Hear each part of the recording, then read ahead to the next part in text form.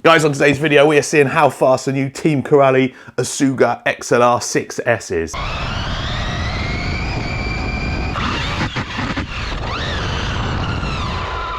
On the box, it says it will do 100 kilometers an hour, plus 100 kilometers an hour, and plus 65 miles an hour. We're going to see which one it is, and you will notice a little star there. So what are Team Corally saying? Lots of times you have to put like a different pinion on or change the pinion and spur. With this one, there's the little star. Indicated speeds depends on the final gear ratio and the performance of the battery pack and cell count used, 4 or 6S.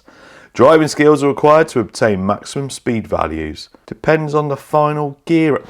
That's a bit vague, isn't it? It'll do that speed, but it depends on your gearing. Well, at least we know I've got the driving skills, maybe. If you didn't see the review on this, go check it out. But basically, it's an oversized buggy. Bigger than 1/8, but I think it's a bit smaller than 1/7. They're calling it an XL, hence the XLR name, I guess. I really like it, jumps well. It's got plenty of power on 4S and 6S. Didn't have any real issues with it, other than I bent a shock tower on a kind of heavy landing on that corner. It's got nice powerful electronics under there. You got a Curon 825, 2050 kV motor, 25 kilogram metal geared servo, rebranded Max 8 ESC. You can run twin or single batteries. It's a bit tight in there for twin, so we're going to run a single 4S and a single 6S. Really good quality, big beefy components. Gonna go and see how fast it is. The batteries I'm using today, this is the 4S. It's a 5,600 milliamp hour CNHL. Plenty of power in that one. And the 6S is a 4,800 milliamp hour volts. Again, plenty of power in that. Both these batteries I've used in the past, and the stuff I've tested with them always hits the sort of claimed speed. So we won't use battery quality as an issue.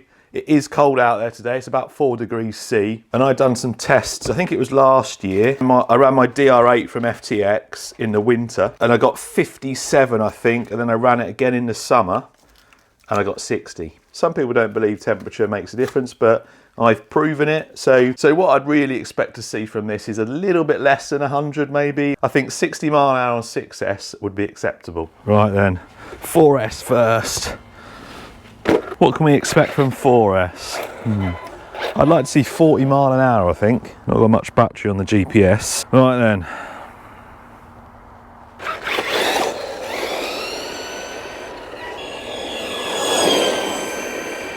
Hmm, 40, questionable.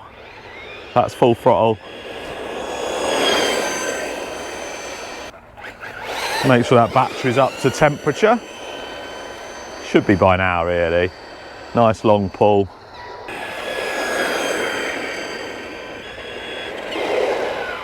What did I say, 40? 34, which is 55 kilometers an hour. I don't think we're getting close to 100 today. Right. Certainly got loads more pep on 6, but whether that's going to equal 60 mile an hour, I don't know. Full throttle. Oh, I don't know actually. It's amazing, isn't it? It's amazing the difference between 4S and 6.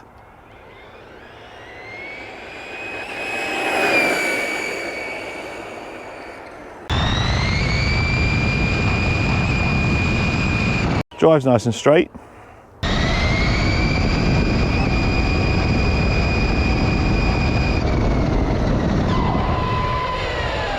Pretty good range on the transmitter.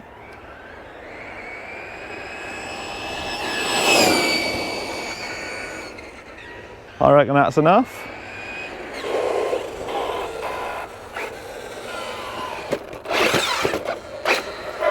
All right, come on in.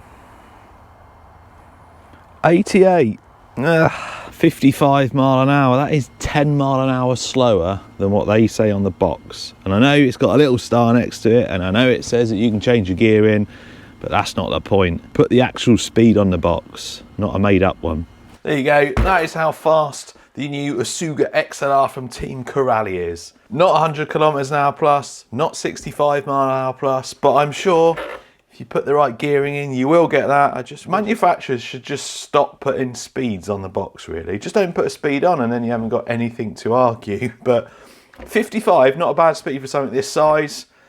just, well, you saw the difference between 4S and 6S. 6S properly wakes this thing up. So I'll leave you now with some extra footage I got from when I was out bashing this. I took it to a pretty weak skate park. You can't really call that a skate park, but took it there, drifted around a bit, done a few little jumps and stuff. If you take this to a proper skate park, a proper concrete skate park, don't act surprised if it breaks. Everything breaks at skate parks. And I don't know whether I want to take this to a proper one. I think it's more at home on a nice dirt track. World's worst skate park? Well, for RC cars anyway. It's even a drift buggy, look.